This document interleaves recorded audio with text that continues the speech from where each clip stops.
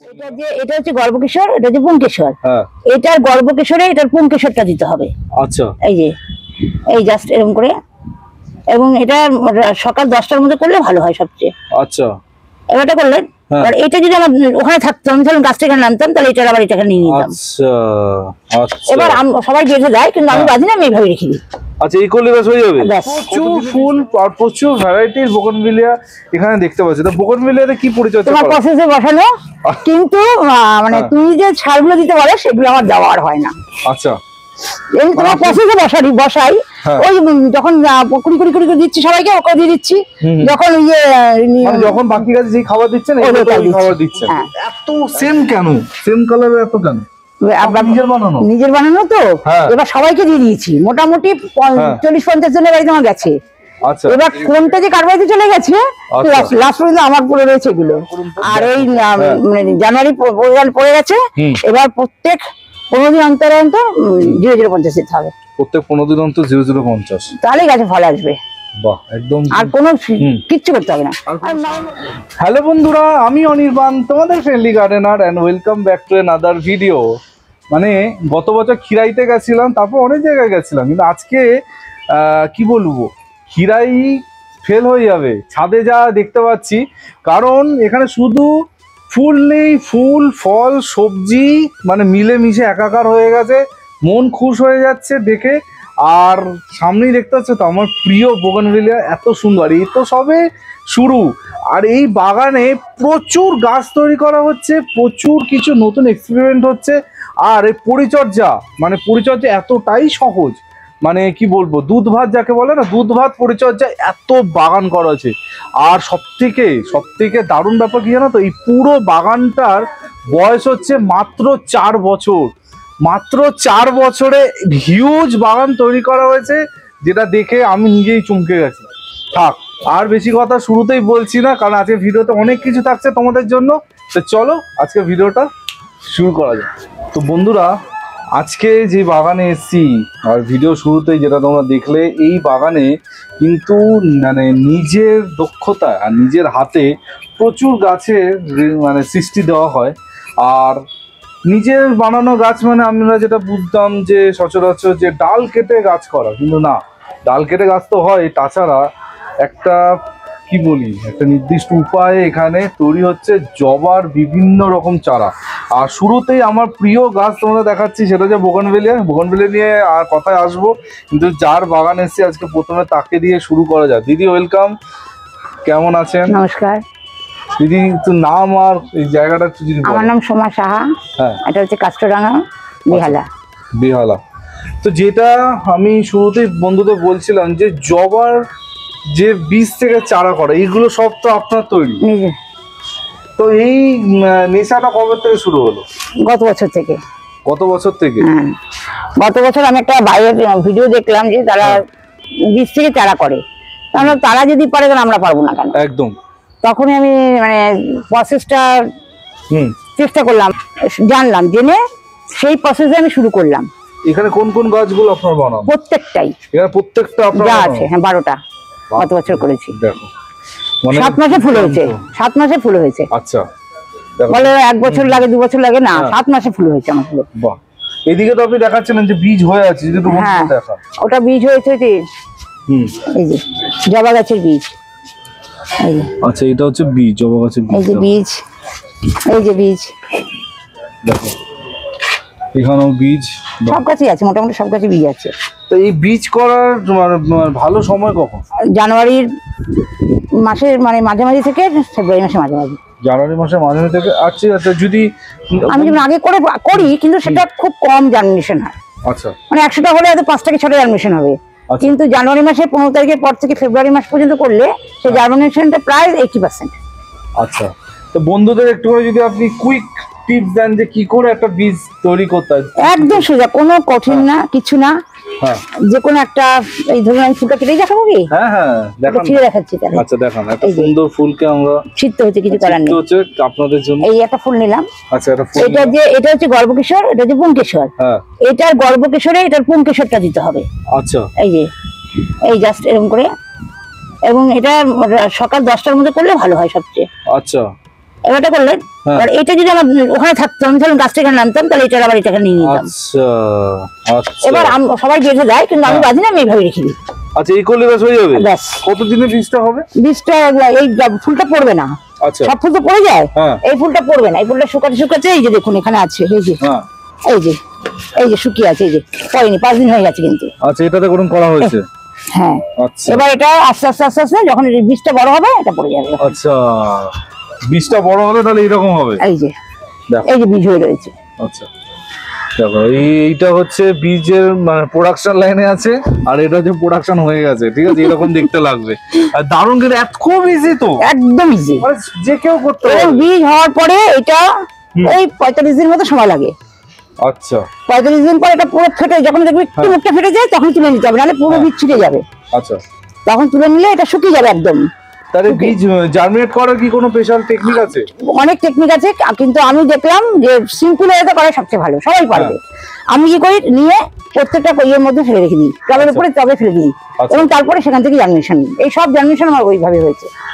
আমি মানে জবা না দিকে পাচ্ছি না, ঠিক আছে? সামনে কিন্তু আমার সব থেকে প্রিয় ফুল বোগনভিলিয়া আছে, কিন্তু বোগনভিলিয়া স্কিপ করে আমি জবার কাছে যাচ্ছি, ঠিক আছে? জাস্ট দেখো মানে কি পরিমাণে ফুল ফুটেছে।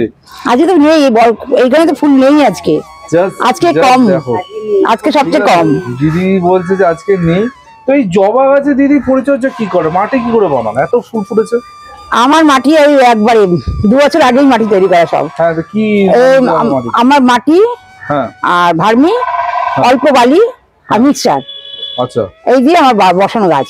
আচ্ছা, আর আমি মাসে মাসে কি করি, ইয়ে দিই, ওই যে এটাকে কি বলে, হিউমিক অ্যাসিড। হিউমিক তো মাসে একবার দেবই, মানে জলে গুলে খালি দিয়ে? জলে গুলে। আচ্ছা, দেখো।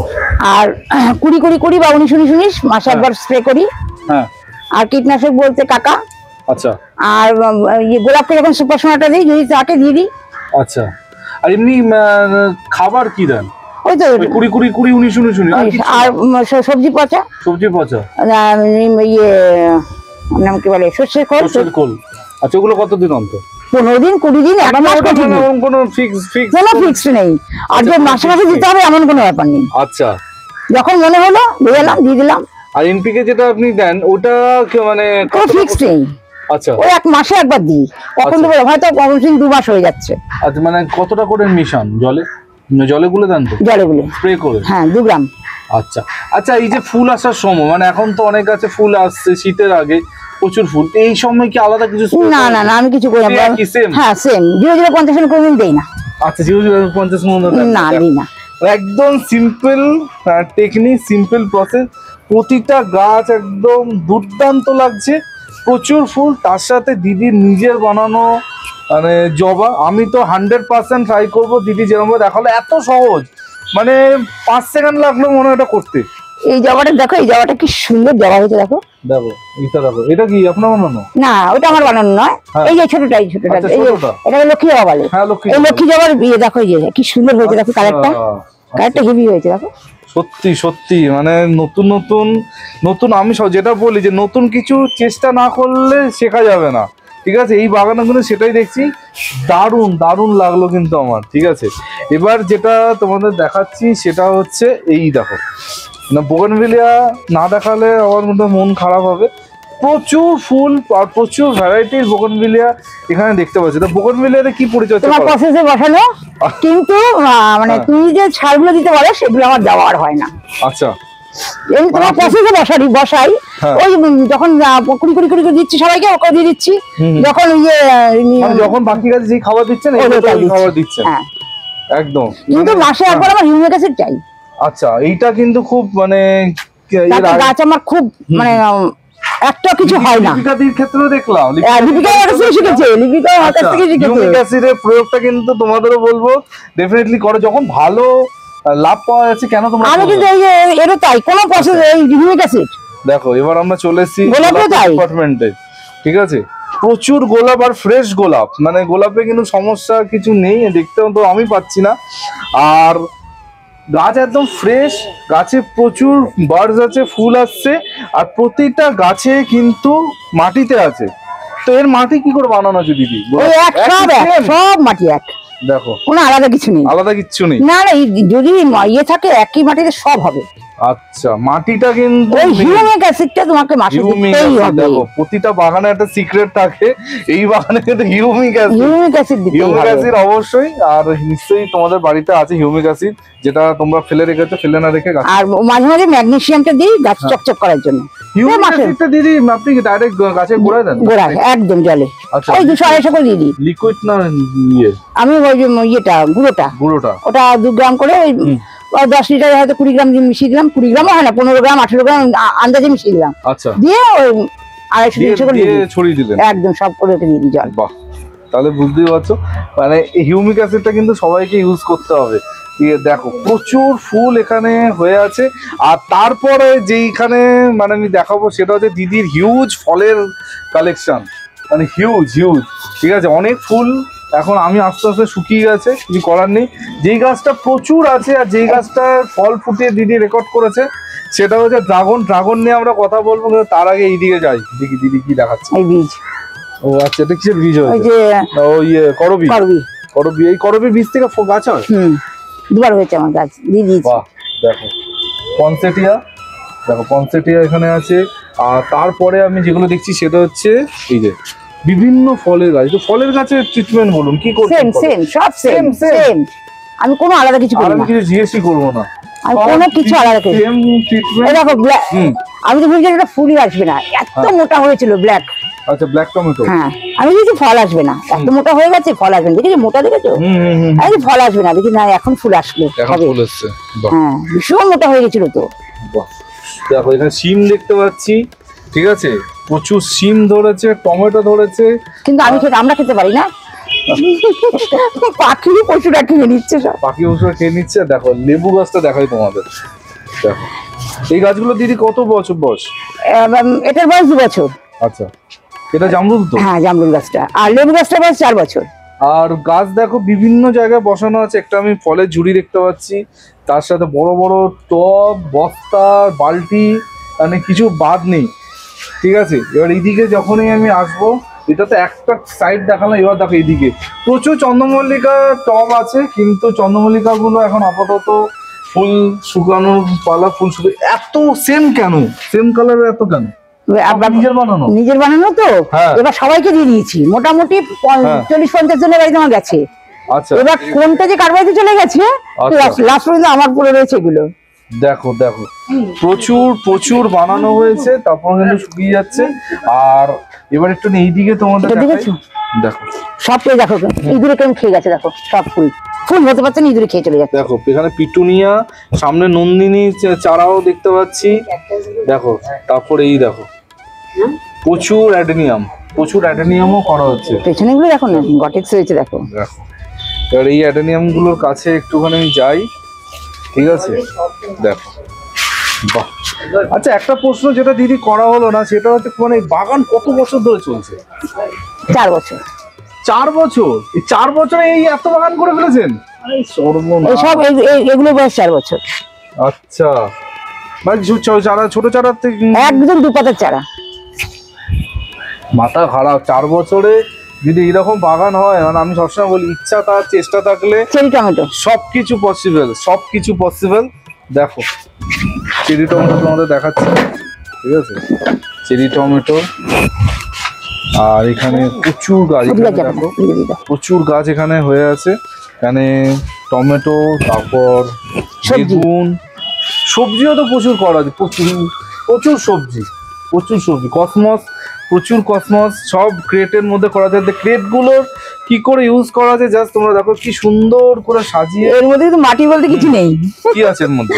সমস্ত সবজির যত সবজি আছে সব রেডি। হ্যাঁ, নিচে প্লাস্টিক দেওয়া আছে, সব সবজি দিয়ে দিয়েছি। সবজিটা যখন ভরে আসে তখন তার উপরে অল্প একটু মাটি আর ভার্মি মিশিয়ে দিয়ে তার উপর গাছ লাগিয়ে দিই।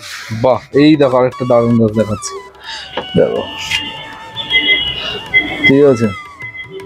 এটা কি বলতো, আমি বলবো না, দেখি কে বলতে পারে।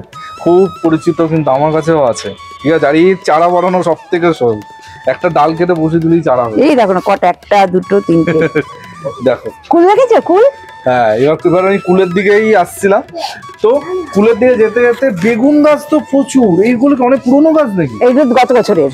আচ্ছা দেখো গত বছর বেগুন, সেখানে কিন্তু ফুল ফল প্রচুর বেগুন হয় একসাথে, কিন্তু খেতে বললাম যে খেতে পারি না আমরা। আর এই গাছটা কি পরিমাণে ফুল এসছে, সাদা জাম, বাপরে বাপ। এটা সাদা জাম, একই প্রসেস তো আপনার সব। হিউমিক অ্যাসিডের কামাল এই বাগানে, ঠিক আছে? তো তোমরা কিন্তু হিউমিক অ্যাসিড দেওয়া শুরু করো। দেখো কুল দেখাচ্ছি, বালতি বালতি কুল, বালতি বালতি কুল দেখতে পাচ্ছি, প্রচুর কুল চলে যাচ্ছে, ঠিক আছে? আর কদিন পরে সরস্বতী পুজো, তার আগেই কুল কিন্তু দিদির বাগানে শেষ হয়ে গেছে। প্রচুর হয়েছিল তো, প্রচুর। কি ভ্যারাইটি কুল দিদি এগুলো? কিছুই বলতে পারবো না, গাছ দেখো দেখো নিচে একটু লাল হয়েছিল, খেয়ে চলে গেছে। দেখো প্রচুর এখানে কুল হয়েছে। এটা কি চেরি?